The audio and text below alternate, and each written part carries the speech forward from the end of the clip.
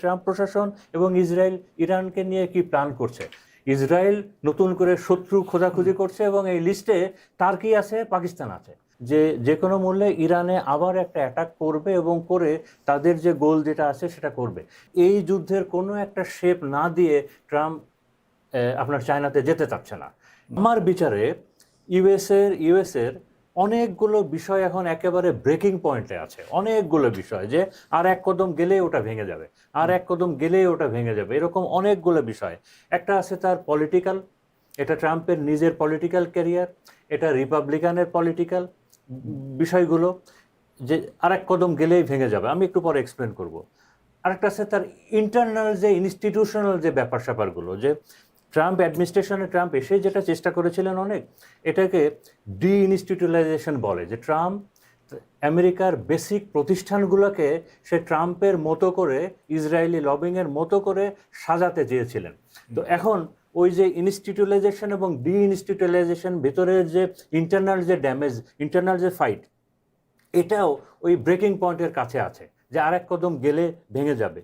Jio political যে ব্যাপার স্যাপারগুলো আছে, যে এই মুহূর্তে ট্রাম্পের কোনো বন্ধু নাই, ইউরোপের সাথে দূরত্ব বেড়ে গেছে, ন্যাটোকে ডেড বলা হচ্ছে, আমি বলছি না, মিলিটারি থিঙ্কাররাই এখন বলছে যে ন্যাটো ইজ ডেড। মিডল ইস্টে তার আগে যে অ্যালাইগুলো ছিল, এই অ্যালাইগুলো এখন নাই।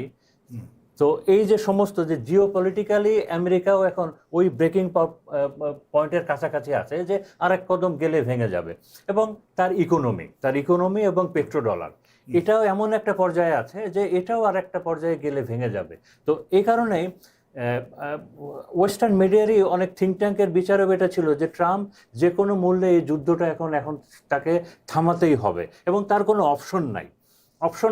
আমি দুইটা কারণে। প্রথমত, আপনি যে চুক্তির দিকে যাবেন, ইরান কিন্তু 3টা ধাপের কথা বলেছে যে আমরা যে নেগোসিয়েশন টেবিলে বসবো, আমাদের গত এক্সপিরিয়েন্স তো ভালো না, বলছে যে 3টা স্টেপের প্রথমেই তোমাকে আগে যুদ্ধ বন্ধ করতে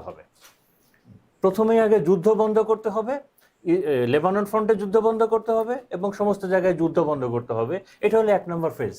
2 নম্বর ফেজ হলো তোমার ব্লকেটটা তুলে নিতে হবে এবং আমাদের স্যাংশনটা তুলে নিতে হবে, ইরানের উপরে যে স্যাংশনগুলো আছে এইটার করার পরে আমরা তখন হরমুজ ইস্যু নিয়ে আলোচনা করব। হরমুজ ইস্যুটা সেটেল হওয়ার পরে 3 নম্বরে আমরা ধীরে সুস্থে আমাদের নিউক্লিয়ার ইস্যুটা নিয়ে আলোচনা করব। যে তার মানেটা হলো আমেরিকা এবং ইসরায়েলের তাদের প্রধান পয়েন্টই হলো নিউক্লিয়ার ইস্যু। বাট ইরান তো বলছে যে এই নিউক্লিয়ার ইস্যু নিয়ে আলোচনার টেবিলে আসতে গেলেই ওই প্রথম ফেজ এবং দ্বিতীয় ফেজ শেষ করতে হবে। এই বিষয়গুলো নিয়ে তারা কোনোভাবে কথাই বলবে না। ওটা তো তাদের জনমতেই বলে দিছে, তাই ইরানের জনগণই বলে দিছে যে নিউক্লিয়ার ইস্যুতে আমাদের কোনো ইনভেস্টমেন্টের অ্যামাউন্টটা কিছু এই ধরনের কিছু একটা প্রস্তাব দিয়েছিল। তো এটা হলো একটা সাইড। আর দ্বিতীয় সাইড যদি বলি আমরা, যে ট্রাম্পের প্রশাসন কি চিন্তা করছে, ট্রাম্প এবং ইসরায়েলি লবিটা কি চিন্তা করছে, এইটার একটা ক্লিয়ার পিকচার আমি পাই যদি ফক্স নিউজ কিছুক্ষণ দেখি। এই ফক্স নিউজটা এটা তো শুধু রিপাবলিকানও না, এটা হলো একেবারে কোর ইসরায়েলি লবির একটা চ্যানেল। এই ফক্স নিউজটা যদি আমি কিছুক্ষণ দেখি, ওখানে বিভিন্ন লোকের ইন্টারভিউ কিংবা তাদের যে হেডিংগুলো আছে, সেখান থেকে আমি একটা ক্লিয়ার পিকচার পাই যে ট্রাম্প প্রশাসন এবং ইসরায়েল ইরানকে নিয়ে কি প্ল্যান করছে। আপনি গত 15 দিনের যদি সামারাইজ করি, তারা কিন্তু ফক্স নিউজ এবং তারা কিন্তু চেয়েছিল যে যে কোনো মূল্যে ইরানে আবার একটা অ্যাটাক করবে এবং করে তাদের যে গোল যেটা আছে সেটা করবে।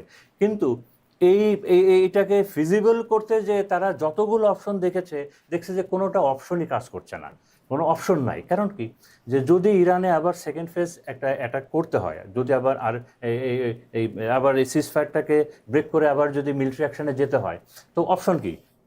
নেভি, এয়ারফোর্স অথবা আর্মি অপশন তো অনেক আগেই কাটেল হয়ে গেছে। এয়ারফোর্স ইরানে প্রথম যে যুদ্ধটা 40 দিনের হয়েছে, এটা মেনলি এয়ারফোর্স ব্যাটেল হয়েছে, মেনলি এটা মিসাইল এবং এয়ারফোর্স ব্যাটেল হয়েছে। এটা রেজাল্ট আনতে পারে নাই, বাকি ছিল নেভি। এ কারণেই প্রচুর নেভি সমাবেশ এই গালফ অফ ওমানে করেছিল। বাট সেখানেও তারা দেখেছে যে এটা তারা পারছে না 2টা কারণে। প্রথমত, মিডল ইস্টে তাদের কোনো বেজ নাই। তারা অনেক চেষ্টা করে কষ্ট করে ইউএইতে 2টা বেসকে চালু করেছে। মিডল ইস্টে তাদের সব বেসগুলো তো ড্যামেজ করে দিয়েছিল ইরান। এই ইউএইকে ঘিরেই আপনারা হয়তো দেখেছেন যে গত 15 দিনে সৈন্য সমাবেশ করা হয়েছে, ইসরায়েল থেকে আয়রন ডোম এসেছে, প্রচুর এয়ারক্রাফট এসেছে। এই ইউএইকে একটা একটা বেজ হিসাবে নতুন করে ইরানে আক্রমণের বিভিন্ন প্ল্যান, আমরা এটাও দেখেছি যে ট্রাম্পের টেবিলে তিনটা অপশন গেছে। একটা হলো কুইক একটা এয়ার স্ট্রাইক এবং মিসাইল স্ট্রাইক। 2 নম্বর অপশনটা ছিল যে একটা গ্রাউন্ড অপারেশনের মাধ্যমে, একটা কুইক গ্রাউন্ড অপারেশনের মাধ্যমে ওই ইউরেনিয়ামটা সিজ করে নিয়ে আসা। এবং 3 নম্বর অপশনে ছিল যে হরমুজের একটা পোর্শন, বিশেষ করে ওমানের এই সাইডের ক্যাপচার করে নেওয়া। ওইখানে তো অনেকগুলো ছোট ছোট দ্বীপ আছে। পরে দেখা গেল যে না, এটা কোনোটাই সম্ভব না। এটা আমি বলছি না, এটা ইউএসের থিঙ্ক ট্যাঙ্করাই বলছে যে এটার কোনোটাই সম্ভব না। এবং তারপরে দেখা গেছে যে যে ব্লকেটটা দিয়েছে, এই ব্লকেটটা ব্যাকফায়ার্ড, এই ব্লকেটটা কাজ করছে না। এবং বলছে যে ব্লকেটটা কাজ করতো যদি এই ব্লকেটটা কমপক্ষে বছরখানিক রাখা যেত। আর একটু আগে আপনি বললেন যে তাদের যে প্রজেক্ট ফ্রিডম যেটা ছিল, এই প্রজেক্ট ফ্রিডমটার কি অবস্থা। এটাও আমি বলছি না, ইউএসের মিলিটারি থিঙ্ক ট্যাঙ্করাই বলছে যে প্রজেক্ট ফ্রিডম বেসিক্যালি আমেরিকার জন্য ইউএসএর নেভির জন্য এটা হলো একটা ইম্পসিবল টাস্ক। এটা নট পসিবল। ইউএসএর নেভি থেকেই বলেছে যে ইউএসএ নেভির জন্য এটা নট পসিবল, যে এই যতগুলো শিপ আসবে আমরা স্কট করে নিয়ে যাব। তো ট্রাম্প হয়তো ট্রাম্প প্রশাসন আশা করেছিল যে তার এই প্রজেক্ট ফ্রিডমের সঙ্গে ইউরোপের অনেকগুলো দেশ অথবা এশিয়ার যারা ইউজার কান্ট্রি আছে তারা হয়তো একটু হাত মেলাবে। তো সেটা কোনো ধরনের সাড়া পায় নাই। তো প্রজেক্ট ফ্রিডমটাও ফেল করেছে। একই সাথে ফার্দার অ্যাকশন নেওয়ার ক্ষেত্রে, ফার্দার অফেন্সিভের ক্ষেত্রে প্রত্যেকটা মিডল ইস্টের কান্ট্রি যে G6-এর ইউএসের অ্যালাইগুলো ছিল তারা মোটামুটি স্যারেন্ডার করে দিছে যে এটা না। তো আলটিমেটলি আপনি দেখেন যে ট্রাম্পের হাতে কোনো অপশন খোলা ছিল না এই যুদ্ধটা বন্ধের করা ছাড়া। ট্রাম্পের হাতে কোনো অপশন খোলা ছিল না। আমি গত পরশুদিন ইয়েটা হলো যে ইরানের সঙ্গে যুদ্ধ থামিয়ে সমঝোতার পথে ট্রাম্প খুলছে হরমুজ প্রণালী। তো এটাই তো বলেছিল তেহরান। তেহরান তো বলে তোমরা যুদ্ধ থামাও, অবরোধ সরাও, আসো আলাপ করে আমি হরমুজ খুলে দিই। আমি গত পরশুদিনের এটা মিডল ইস্টেও দেখেছি, আমি মিডল ইস্টের মিডিয়াতেও দেখেছি এবং আমি ওয়েস্টার্ন মিডিয়াতেও দেখেছি যে সবাই বলছে, সবাই একমত। তারা বলছে যে এই পজটা, এই যে মাঝখানে যে একটা পজ চলছে, একটা আনসার্টেনিটি চলছে, এইটা ইরানের জন্য একটু প্রবলেম হয়ে গেছে। এই সেকেন্ড, এবং ইরান মনে মনে চাচ্ছে যে সেকেন্ড ফেজটা শুরু হোক। বাট ইউএসএ কোনোভাবেই চাচ্ছে না। ইউএসএ অনেক চেষ্টা করেছিল, ট্রাম্প অনেক চেষ্টা করেছিল, মানে তারা ওই যে যুদ্ধক্ষেত্রে আর পরাজয়টা চাচ্ছে না। না, ইরান চাচ্ছে যুদ্ধক্ষেত্রে তাদেরকে পার্মানেন্ট একটা পরাজিত করে একটা পার্মানেন্ট এস্টাবলিশমেন্ট। হ্যাঁ, এটা চাচ্ছে এটা। আর একই সাথে আপনি দেখেন যে আপনি যদি আজকের মিডিয়াতেও দেখেন যে ট্রাম্পের তো 15 তারিখে মনে হয় চায়নাতে ভিজিট আছে এবং ধরা হচ্ছে যে ট্রাম্পের গত এর আগের টেনিয়রের 4 বছর ছিল আর এই টেনিয়রে যতদিন হয়েছে এর ভিতরে সব থেকে ইম্পর্টেন্ট ট্রাম্পের জন্য ভিজিট হতে যাচ্ছে নেক্সট চায়না ভিজিট। এবং চায়নার থেকে ক্লিয়ার মেসেজ আপনি আজকের ইসে দেখবেন যে চায়না বলেছে যে আমেরিকা এবং ইসরায়েল ইরানে যে অ্যাটাক করেছে এটা একটা অবৈধ অ্যাটাক এবং ট্রাম্প এই যুদ্ধের কোনো একটা শেপ না দিয়ে ট্রাম্প আপনার চায়নাতে যেতে চাচ্ছে না। এবং ট্রাম্প এটাও চাচ্ছে না যে কোনো একটা প্লিতে এইখানে যদি চলমান যুদ্ধ সবকিছু এইভাবে থাকে তবে চায়না যেন তার ভিজিটটা ক্যান্সেল না করে দেয়। এখন আমাকে যদি একটু সময় দেন, আমি কয়েকটা জিনিস একটু এর সাথে অ্যাড করতে চাই। দেখেন, মানে এই যুদ্ধটা কতটা অল আউট হয়ে গেছে। আগে যেসব বিষয়গুলো সাইলেন্টলি কাজ করতো, তারা এখন ইসরায়েলকে বাঁচানোর জন্য অথবা ইসরায়েলের ফেভারে কাজ করার জন্য এখন সব সারফেসে চলে আসছে। আপনি দেখেন যে ওয়াল স্ট্রিট জার্নাল, এটা একটা, যদিও এটা আমেরিকান বাট এটা একটা প্রো ইসরায়েলি, তারা পর্যন্ত বলছে যে আমেরিকা যেন এই যুদ্ধের একটা পজে চলে যায়, না হলে সে ইসরায়েলকেও সেভ করতে পারবে না, আমেরিকাকেও সেভ করতে পারবে না। পলিটিকো একটা খুব ফেমাস নিউজ পেপার আমেরিকার, এটা মেনলি ইকোনমিক্স এবং এই পলিটিক্যাল অ্যানালিসিসগুলো এটা ভালো করে। আপনার গত সপ্তাহে পলিটিকোর যে চিফ এডিটর আছে সে তার সাংবাদিকদেরকে একসাথে করে বলে দিয়েছে যে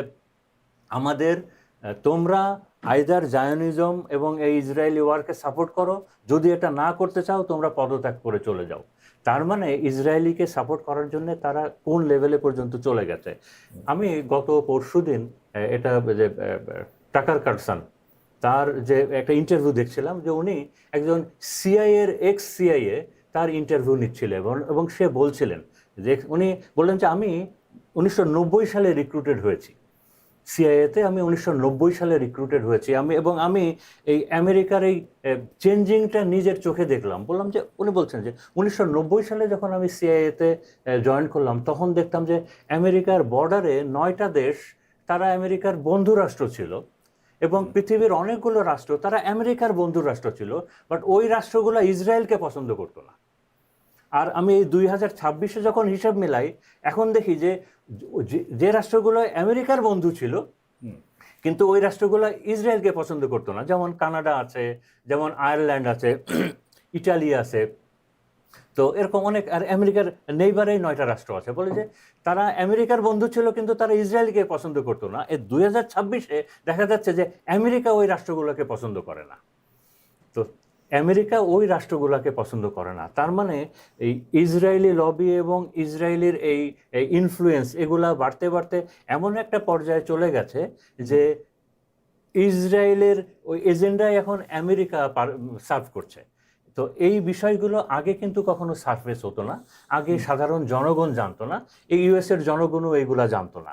তো এখন এই সমস্ত বিষয়গুলো সারফেসে চলে আসছে এবং একই সাথে আপনার এটা ইসেও দেখা গেছে যে আপনার ইসরায়েলেতেও দেখা গেছে যে ওয়ার্ল্ডের অনেকগুলো লিডার বলেছে যে ইসরায়েল নেতানিয়াহু যদি এই মুহূর্তে যুদ্ধটা না থামায়, তারা নেতানিয়াহু নিজেও তো ব্যাকফুটে আছে, নেতানিয়াহুর যে এবার প্রতিদ্বন্দ্বী আছে মিস্টার বেনেট বলছে যে আমরা বেনেটকে সাপোর্ট করব। ইউরোপের অনেকগুলো দেশ বলেছে, আমেরিকার অনেকগুলো থিঙ্ক ট্যাঙ্ক বলেছে যে আমরা বেনেটকে বেনেটকে সাপোর্ট করব। এখন আমি আর একটা কথা বলে আমি এখন শেষ করি এই মুহূর্তে, যে আপনি যদি অন্যভাবে চিন্তা করেন যে এই যে যুদ্ধটা ইরানের পরাজয়টা কি শুধু ইরানের পরাজয়? ইরানের আমরা গত সপ্তাহের আগে আমরা দেখেছি যে ইসরায়েল নতুন করে শত্রু খুঁজছে, ইসরায়েল নতুন করে শত্রু খোঁজাখুঁজি করছে এবং এই লিস্টে টার্কি আছে, পাকিস্তান আছে।